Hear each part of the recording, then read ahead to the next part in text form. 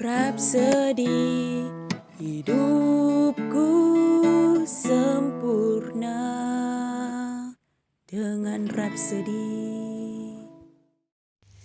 Shalom saudara-saudari, di mana jua kalian berada hari ini, kami doakan damai sejahtera dan sukacita Tuhan memenuhi hati kalian. Amin. Hari ini 5 Julai tanpa sekris ingin kita tahu bahwa Alkitab itu merupakan satu epik roh. Haleluya. Apakah maksudnya? Jom kita dengarkan bersama. Ayat injil pembukaan pada hari ini dipetik dari 2 Timotius 3 ayat 16 hingga 17 yang berkata, segala tulisan yang diilhamkan Allah memang bermanfaat untuk mengajar, untuk menyatakan kesalahan, untuk memperbaiki kelakuan, untuk mendidik orang dalam kebenaran. Dengan demikian, setiap manusia kepunyaan Allah diperlengkapi untuk setiap perbuatan baik. Puji Tuhan. Apabila kamu mempelajari Alkitab dari Kejadian sehingga Wahyu, kamu akan sadar bahwa sesungguhnya seluruh Alkitab itu adalah satu epik roh. Musa melalui roh menulis dalam Kejadian 1 ayat 1 hingga 2 yang berkata, pada mulanya Allah menciptakan langit dan bumi, dan roh Allah melayang-layang di atas permukaan air. Kepribadian ketuhanan yang luar biasa ini, yaitu Roh Kudus, diperkenalkan kepada kita pada permulaannya.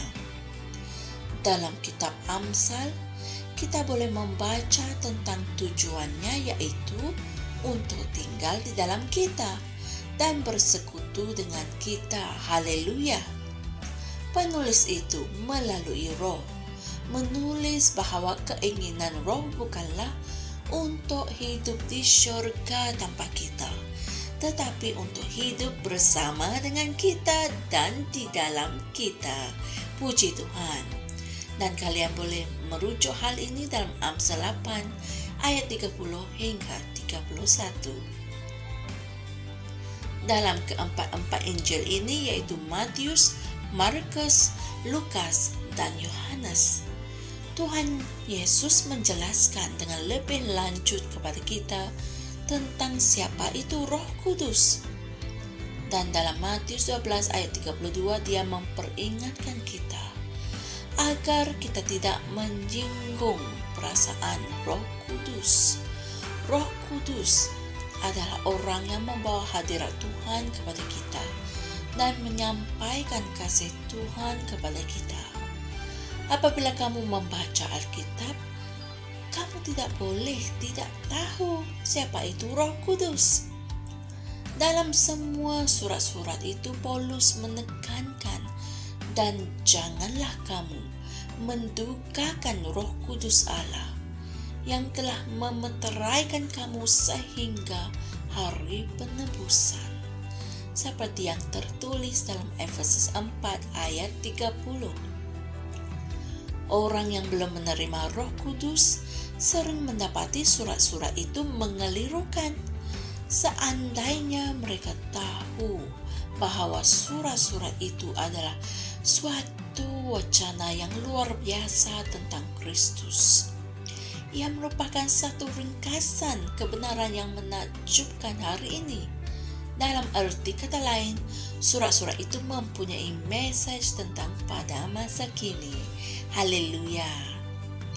Dan satu-satunya cara untuk memahami sepenuhnya wacana ini adalah melalui roh. Betapa pentingnya untuk mengenali dan menyerahkan dirimu sepenuhnya kepada pelayanan roh. Terpujilah Tuhan. Saudara-saudari, mari kita sama-sama berdoa. Ya Roh Kudus, aku mengakui pelayanan dan hadirat-Mu dalam hidupku. Di saat Engkau membimbing aku untuk mengetahui dan berjalan dalam realiti kerajaan Tuhan, aku bersyukur atas hadirat-Mu yang ada di dalam diriku, kerana Engkaulah Kapten hidupku. Aku mengikuti semasa Engkau memimpin aku untuk memenuhi takdirku dalam Kristus. Melalui pelayanan-Mu ya Roh Kudus, aku menunjukkan kemuliaan, kebijaksanaan, dan keunggulan yang ilahi, sampai menghasilkan buah-buah kebenaran. Dalam nama Yesus. Amin. Seperti biasa, Pastor Chris memberikan renungan tambahan untuk kita renungkan bagi mendalami mesej kita pada hari ini, yaitu dari Matius 11 ayat 32, Amsal 8 ayat 30 hingga 31, dan Kisah Para Rasul 5 ayat 32. Haleluya. Kami percaya kalian telah diberkati dengan mesej yang sungguh indah pada hari ini. Hari ini kita dapat tahu bahwa tanpa Roh Kudus di dalam dirimu, tanpa pelayanan Roh Kudus, ianya sukar untuk kita mengerti Alkitab. Sebab itulah ianya penting untuk kamu mengenali dan menyerahkan dirimu sepenuhnya kepada pelayanan Roh. Puji Tuhan. Jangan lupa kongsikan mesej ini dengan teman-teman yang lain agar mereka juga dapat diberkati dengan firman Tuhan. Jumpa lagi esok dan Tuhan berkati. Shalom. Kami percaya saudara-saudari semua telah diberkati dengan perkongsian firman dari Rhapsody Reality.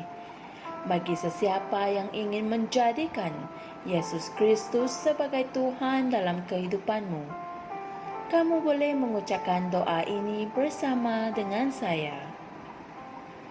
Ya Tuhan Allah, aku mempercayai Yesus Kristus, Anak Allah yang hidup dengan sepenuh hatiku. Aku percaya Dia telah mati untukku, dan Allah telah membangkitkan Dia dari kematian. Aku percaya Dia hidup hari ini. Aku mengaku dengan mulutku bahwa Yesus Kristus adalah Tuhan dalam hidupku mulai dari hari ini. Melalui Dia dan di dalam nama-Nya, aku mempunyai kehidupan yang kekal. Aku telah dilahirkan semula. Terima kasih Allah kerana menyelamatkan jiwaku. Aku sekarang adalah anak Allah. Haleluya. Tanya, sekarang kamu telah menjadi anak Allah. Untuk apa-apa sebarang pertanyaan atau untuk mendapatkan lebih banyak maklumat mengenai bagaimana untuk bertumbuh sebagai seorang Kristian, Anda semua boleh hantar mesej di akaun Facebook kami atau email kami di tni.msia@gmail.com. Sekali lagi, tni.msia@gmail.com. Tuhan berkati Anda semua.